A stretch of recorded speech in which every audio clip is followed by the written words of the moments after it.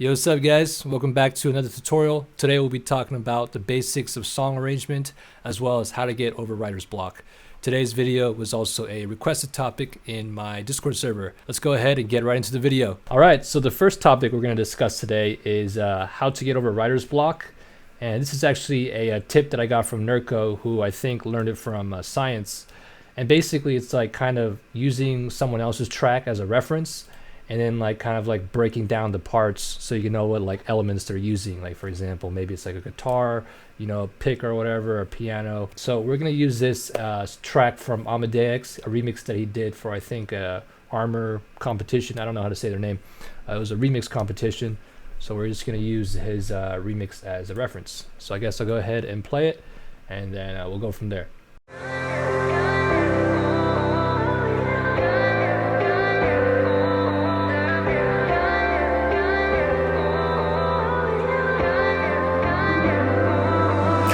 Alright, so I'm not going to actually play the whole entire song just because I don't want to like, you know, have copyright issues and stuff with the vocal.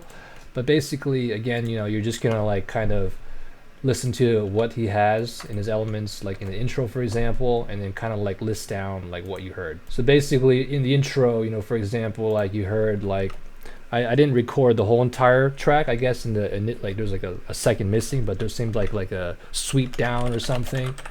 And then there's also obviously a vocal chop, you know, a piano, maybe some atmospheres and stuff. And then like when you hear the transition, you also hear like transition effects to kind of like bring the person in and like also snap.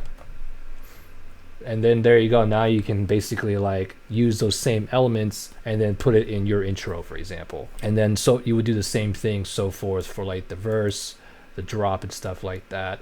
And this is basically to help with people like, you know, maybe you keep things too simple or too minimal. This is a way that can help, you know, add more elements to your track. Maybe you're in between, so you're good there. Or maybe you just kind of overcomplicate things, and maybe like this can help simplify your tracks a bit more so you don't like stack too many layers and start sounding muddy, for example. And then, you know, again, I'm not going to play the next bar just to be safe with the copyright. But from what I remember, you know, he had like a guitar pick. I think there was some type of percussions and stuff that kind of like you know, progress the song a bit more, and then also the vocal came in. So yeah, that's basically a really good way that can like, you know, help, you know, using someone else's like track as a reference to help inspire you to, you know, using the same elements into your track. And then something that I also usually just kind of do for myself when it comes down to like writer's block and stuff like that is that I usually don't really force myself to do anything that I don't want to do. So for example, like, you know, if I lose motivation on a current track that I'm working on, I'm not really going to force myself to like, you know, keep going even though I don't want to finish it. You know, I kind of think of it as like, you know, like a river. You know, I don't really want to swim upstream with the river. I just kind of, you know, let it flow and just let things naturally happen. You know, so like with like the whole track that we're gonna kind of like go into with in terms of like basics of song arrangement, it's like a progressive house track with future-based elements, but you know, we'll definitely like dive into like, you know, more future-based, like how you could turn into a future-based track, and I'll also provide examples and stuff. But yeah, that'll be later. But you know, with this whole track, it started originally as a progressive house track, and then eventually turned into a future-based track, and then eventually I got tired of the future-based tracks, so I started working on other tracks and stuff like that. And then like some number of months went down the line. I re-listened to that track again because I always keep like a, I guess, a log or history of, you know, the tracks that I create just to document my progress. And then you know, I listened to that the progressive house version like I made way back, and I was like, oh shit, this is actually, I actually kind of like this one. You know, I'm kind of vibing with it. And then I just kind of opened the project, and then just everything just kind of like naturally happened from there. And like I had like that desire to like finish the track and stuff like that, and it just happened like really, you know, pretty, you know, free flowing, you know. Like the melodies just kind of came together. Like when I created the ARP melody, like it just happened, and I was like, oh shit, I like it, you know. So that's where I think like a lot of the times, probably, you know, it doesn't always have to be like that, but you know, a lot of times for me personally, it's like that's usually when like I guess like my best melodies are made, or you know, happy accidents are found and stuff like that. They just freaking happen, you know. So so that's kind of like what I usually do in terms of, you know, writer's block, just kind of like going with the flow and like kind of just, you know, finding things that I kind of vibe with and kind of like sparks that creativity basically. And that could sometimes be like a certain sound, like an Atmos sound that you can kind of like create a track from. Sometimes it could just be simple as a chord progression that evokes some type of emotion that you like. Sometimes it could be the rhythm of the percussions that you have, or even just the vocal of the track that you like. And sometimes it could just be as simple as like some melody tweaks in like your current drop that you have, and then all of a sudden it's like a track that like, oh shit, you know, like now I want to like, you know, I have the desire to finish that. And you know, when I see myself like just kicking a dead horse, or like just, you know, basically going nowhere, then I just kind of take a step back. Sometimes I'll just take a break, watch a show or something like that, or maybe, you know, just walk my dog, or and then eventually I just go back to it and I kind of see, you know, where I'm at, and then go from there. So that's kind of usually how I would kind of go about writer's block. But yeah, let's go ahead and then move on to now the basics of song arrangement. This track is like, there's still some minor things I need to fix up, like the vocal is still like not processed at all, although the vocal sample itself, it was already extremely processed, but I think there's some things I can do to that. And you know, there's some master things we probably got to do, basically some minor adjustments, but more or less this is like pretty much almost finished track. But yeah, let's go ahead and play it. You never talked about it, said you had to leave.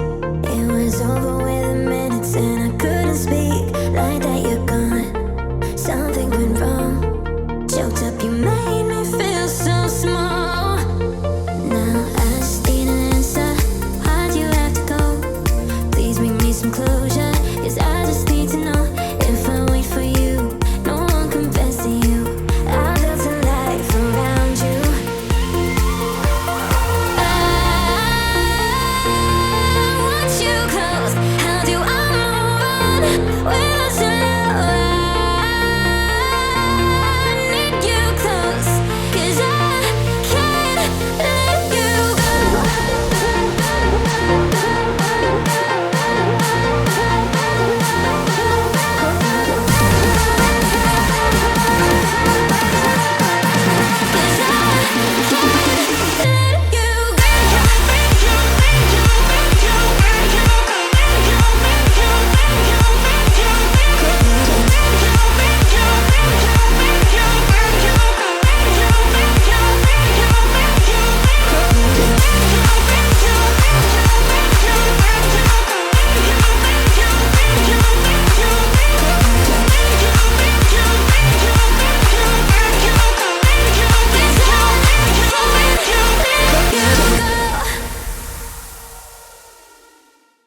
All right, so also I forgot to mention, but before we kind of like dive into the song arrangement, I want to do a big shout out to my boy Severman. He's a guy who definitely polished this track up and helped me like refine it to make it sound more professional and more progressive house. So definitely, he also has a YouTube channel too. In my opinion, hands down one of the best progressive house YouTubers.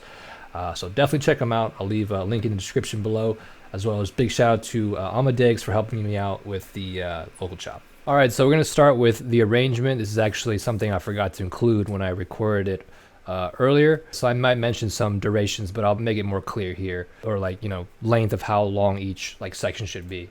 But yeah, so generally for a future-based track, although the current one we're going to be looking at is progressive house, a lot of the same basic principles can be applied in terms of like the foundation of the structure to a future-based track, and probably just, you know, tracks in general. And also like this certain structure that we're about to go through, it doesn't always have to be like this. You're welcome to like kind of like extend parts that you want and stuff like that. It's just kind of like a good starting point.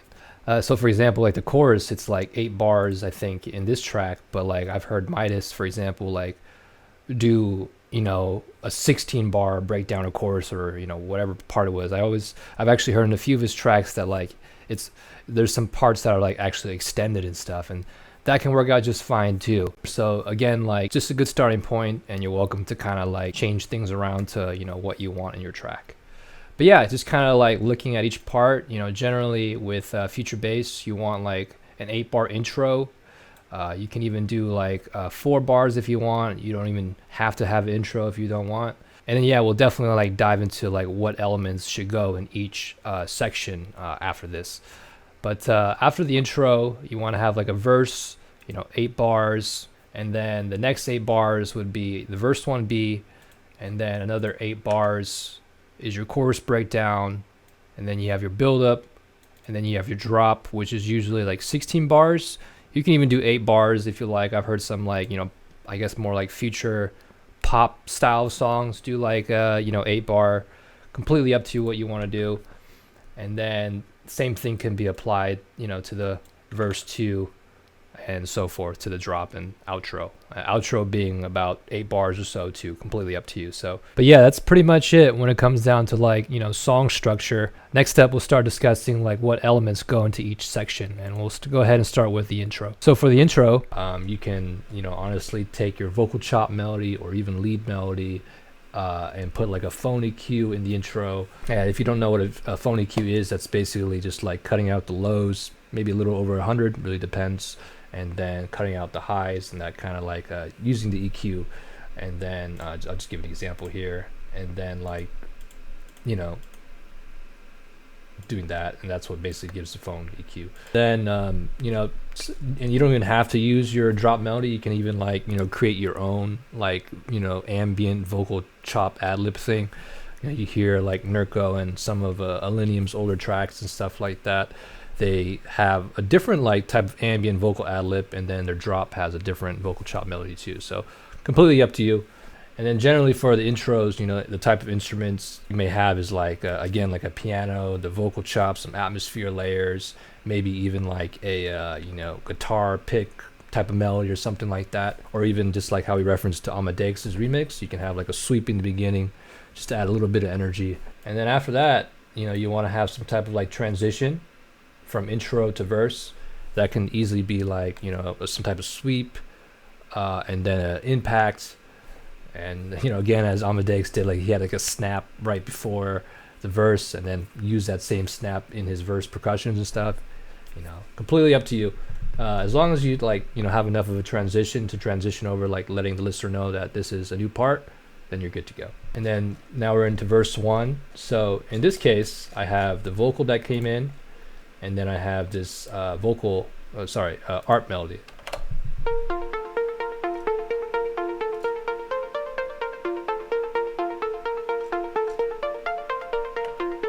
You can definitely use an ARP for future bass if you like, or you can even use like the the classic guitar type of melody too. Whatever works, and you don't even have to have this layer either. There's great tracks that didn't have either of them and had a great drop, and you can definitely go that way too. And then I also have some like Atmos layers here. This is just like some type of like Nurko Atmos. And again, the same type of like instruments can be applied to future bass as well. And then for the ones that aren't necessarily future bass, again I have the example. And then I have like 2 pads here, and then bass, and that'd be it for the verse. And together sounds like that.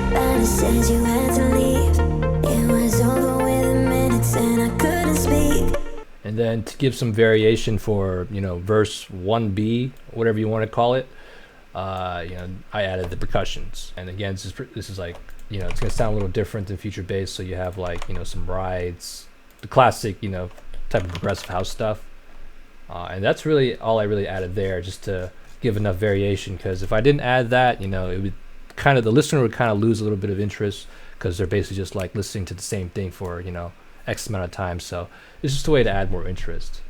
But yeah, this is kind of like what it sounds like. Feel so small. Now I just need an answer. Why'd you have to go? Please bring me some closure, 'cause I just need to know if I wait for you, no one compares to you. And then if you wanted to like translate it into future bass kind of like style, I basically, for the most part, almost copy and pasted like everything. It might not sound as full here and there just because I don't have everything, but just to give you the basic idea. So like with the future bass style, you can have like the classic like rim shot snare. It sounds like this. Never talked about it, said you had to leave. It was over within minutes and So yeah, you have the classic future bass rim shot snare with the phony cue, and then for the first 8 bars, and then you don't even have to put the bass if you don't want to. The bass can like even I think I've heard sometimes the bass come like all the way to the breakdown. But yeah, you can, or you can have it start wherever you like. So kind of up to you. I just had to start the next 8 bars. So Now I just need an answer. Why'd you have to go? Please bring me some closure, 'cause I just need to know. If I wait for you, no one compares to you. I built a life around you. So yeah, that's another way you can like kind of progress to your track. First you have the the phone EQ with the classic future bass, rim shot snare, and then you can open up the EQ for the snare, because that's what I did here. So it's no longer phone, and then adding another layer of a snare and like your kicks, and then hi-hats, a little bit of a transition, and then some Foleys. Basically just kind of like some organic elements, and then some fills. And yeah, that'll definitely be enough to keep the listener interested and kind of progress through your track. But yeah, next up after the verse 1 and verse 1B is like the chorus and breakdown. In this case, to progress through the track, I basically just added a pluck here. Kind of you can barely even hear it, but yeah, that's there. And then I added a bit more notes in the pads, and then the piano.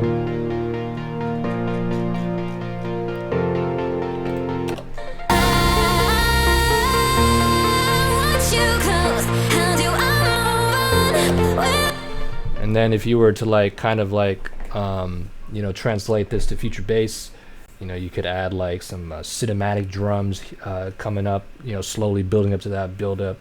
You can add some strings and stuff like that. And then also there's some transitions too. I have like a sweep. Yeah, I have a sweep here.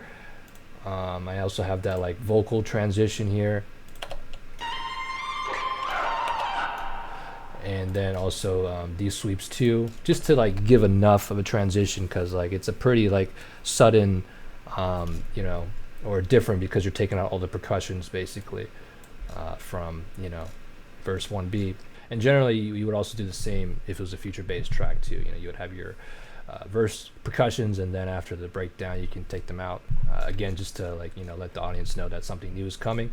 But yeah, that's basically that for the chorus breakdown. And then after that is the build up. Same idea, have some transitions to let the audience know again that something new is coming. And then also even about halfway through the build-up, or another after, I think it was, 4 bars, I guess? Yeah, 4 bars, there's a little bit of another transition to like kind of like, add to that energy and let the audience again know that something new is about to happen. 'Cause I can't let you go.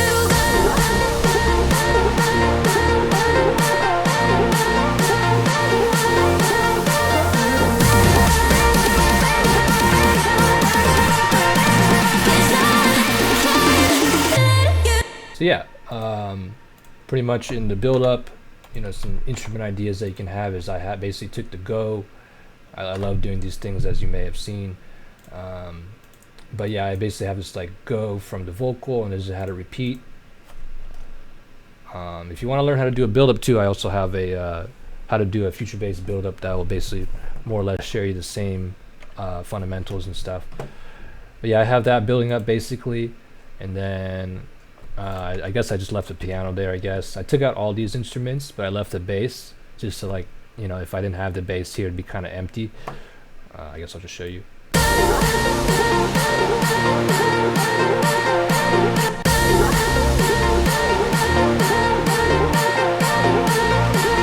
So yeah, really important to have that there. Otherwise, like it just would sound not as full, basically, or pleasing to listen to. And then basically you have like your future bass, your build-up effects and stuff like that. And then I have this like droning atmosphere, doing like an auto filter in, and also like the vocal chop has like an auto filter effect going onto it right there. And then also I even put the saws in there too that are building up with the same auto filter effect.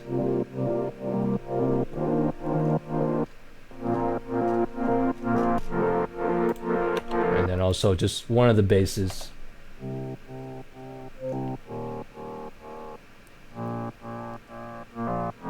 So yeah, that's like some ideas that you can do for your build-up as well. And then generally with the like the buildups and the drop, you don't always have to do this either. It's nice to like give a bit of space right before the drop. Let me see. I did half a bar. You don't always have to do half a bar. You can do a whole bar. I think I've even heard maybe even 2 bars, to be quite honest with you. And I think Nurko's blind spot. Could be wrong, but I remember there was quite a bit of a pause before the drop. And pretty much I cut out everything, before the drop. And then add like effects to fill that area. So there's a reverse thing and then a sub drop. But yeah, next up is a drop. Generally for drops, you want to have like a variation for the second part. I'll play it again.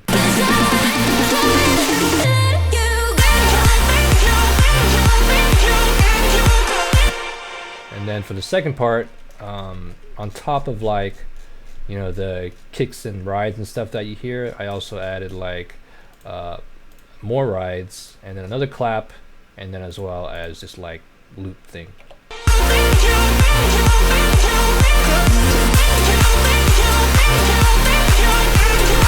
So yeah, basically just enough to like, add variation, but not like too much of a drastic change. Otherwise, like, it's gonna be like too out there. So just enough to keep the listener, interested, because if you didn't do anything for like 16 bars total, it could get a little bit repetitive for the listener. And then, same idea. There's like after drops, it's nice to do this. Again, you don't have to, but basically like having a bit of a transition from the drop to the verse, because it's like really high energy. So it's good to like kind of have the energy die down a little bit so you can transition a bit smoother. But the duration could be 0 to 2 bars. Either way is fine. Like I've heard tracks where you just do a quick auto filter and then start the verse 2 right away. Heard tracks where they did it in 2 bars. In this case, I did it in 2 bars, but basically to make that transition, I basically removed all the percussions, added some type of like sweep effect, and then another sweep down to kind of bring the energy down, and the impact, and then to kind of bring it back up, another reverse effect into the verse 2, and then impact there.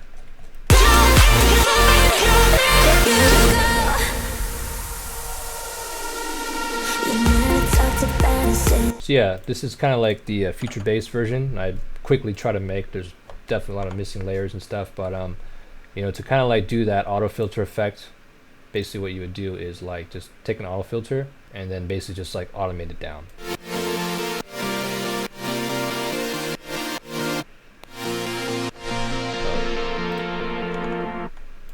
Yeah, so that's really all you would really do. And just kind of do it to taste. Make sure you do it enough where it's like not super drastic, but at the same time enough to like kind of calm things down. And then I basically just put it on the group. Again, I did this like pretty quickly, so I would definitely spend a bit more time on it to like get the sounds and stuff right, and also like the way it flows. But if you want to do like the 2 bar type of like transition, then you can do like some type of like reverse thing into the transition. I did the classic like future bass reverb snare, and a sub drop after, and then some type of reverse. Kind of sounds like this.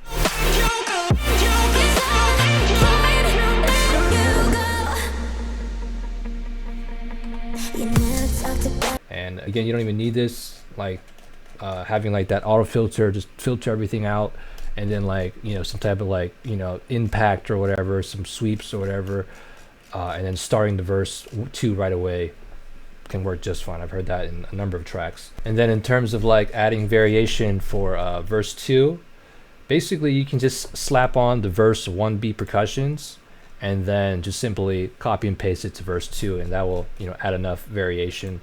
Because again, like if you just have the same verse 1 from where we started, play again, like it would just sound very repetitive. So it's just a good way to add variation again. And again, you don't have to add the percussions, but it's just a good starting point. So basically after the transition, you never talked about it, said you had to leave.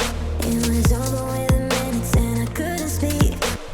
And and that can definitely work too as a verse 2 variation. And then pretty much like, you know, for this track, the progressive house track, going back to this one, like I added more variation after the verse 2 by adding like a string.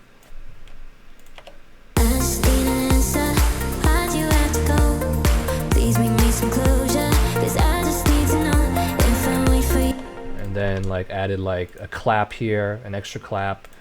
And then to add a bit more variation, actually Amadeux recommended me to add another type of transition that sounds a little different.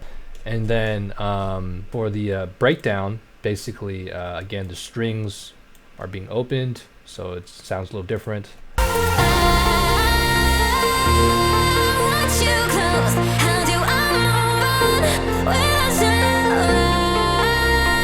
If we were to like translate this to future bass, this could have been the first, you know, breakdown section, and then the breakdown number 2, you know, you can have like a full-blown like orchestral type of thing, you know, with horns, strings, cellos, or whatever you want to call it, and that will definitely add like enough variation to make the track sound a little bit different. Then for this Buildup 2, rather than doing, you know, what I did earlier, I basically did like the tension buildup.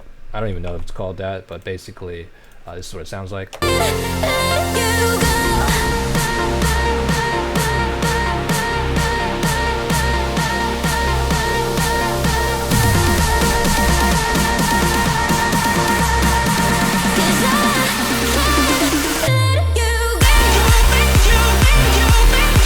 So yeah, pretty much like the tension buildup, how to do that is, I don't know if it's like this, if it's done like this all the time, but basically like you just take the first chord of your chord progression and then just let it, you know, drone out the whole entire time of the, you know, whatever amount of bars it is. See, I pretty much did that with, you know, the bass, and then I did this the same with the first chord with the saws as well as that bass down there.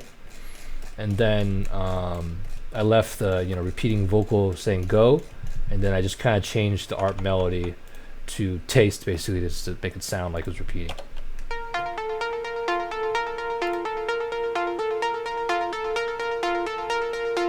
I don't really know the whole theory or technicalities behind it of like why you can repeat it like that, but basically like this one's always resolving, and I don't even think it always has to resolve. I think just kind of go with the ear, and if it, you know, sounds like it works, then I'm pretty sure it'll work.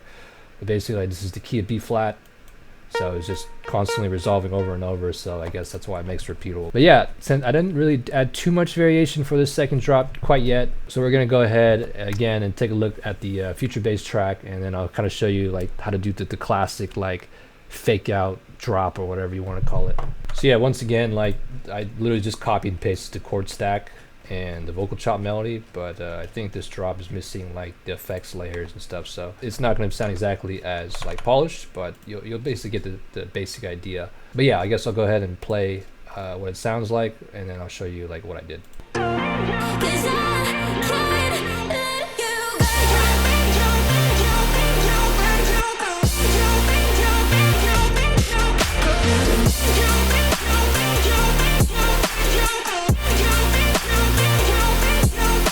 But yeah, generally with the fake out drops, again, it doesn't always have to be like this either. You're welcome to like experiment of, you know, how you want it to sound like and stuff.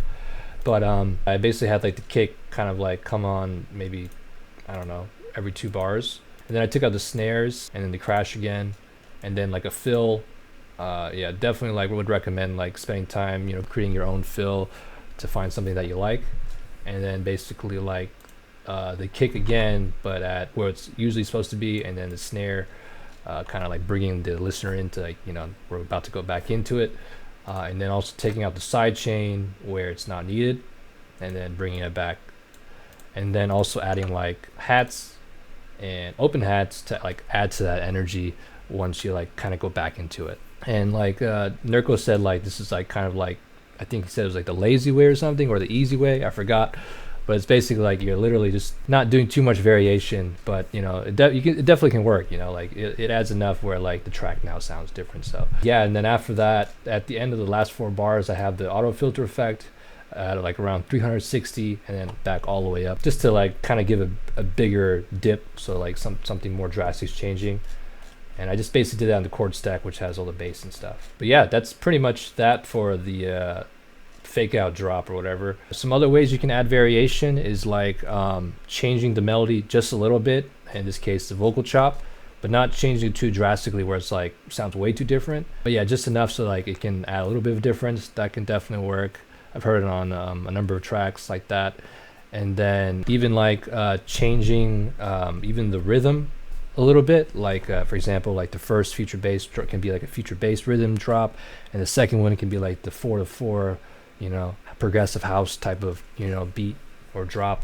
And I thought this was pretty cool too. You can actually do this in your first drop.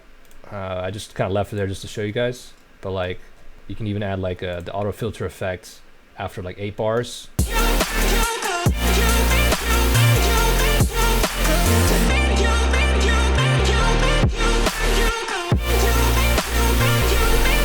So yeah, same idea, just made a dip to like maybe not as aggressive, but to like 900, and actually like had it come after 2 bars. Yeah, and even for the fake out drop, like it doesn't even have to be, it could be even longer if you like, or shorter. I would think shorter could work. I don't know, you would have to try, use your judgment, but you can even do longer. I think Nurko's Deep Blue remix, that was the whole entire 8 bars was a fake out drop, I think, and then he finally brought it back. So you know, there's no rules, and you know, as long as you can make it work, I think it can work out just fine. And then after that, you honestly just do the same, you know, transition effects to your outro. And for the outro, you can like, you know, do the same vocal chop melody if you like from your drop. It just would have like, you know, less instruments. You can have that piano again, you know, very similar to your intro, atmospheres and stuff like that, sweep downs, or, you know, whatever. Stuff that basically like, you know, kind of like that now the song is ending. Or you can even, if you had a different vocal chop in the, you know, intro, you can just throw that back on there and stuff. And yeah, that's pretty much it in terms of like song arrangement. So I hope that was able to help you out. If it did, please give it a thumbs up and subscribe to my YouTube channel if you haven't yet. Also, please hit the bell notification symbol so you know when my next video goes live. I'll definitely have more production, you know, videos just like this coming down the line. And follow me on my social media. If you found this video helpful, I'm very sure you'll like my content on my social media. So definitely follow me on there. And then join the Discord server. I'm looking to create a community where we can all help each other grow, you know, give each other feedback and stuff like that, and just all really help each other out as producers and stuff like that. So if that's something you're interested in joining, definitely join that as well. As always, I will leave all the links in the description below. Thank you so much again. Until next time, much love. Peace out.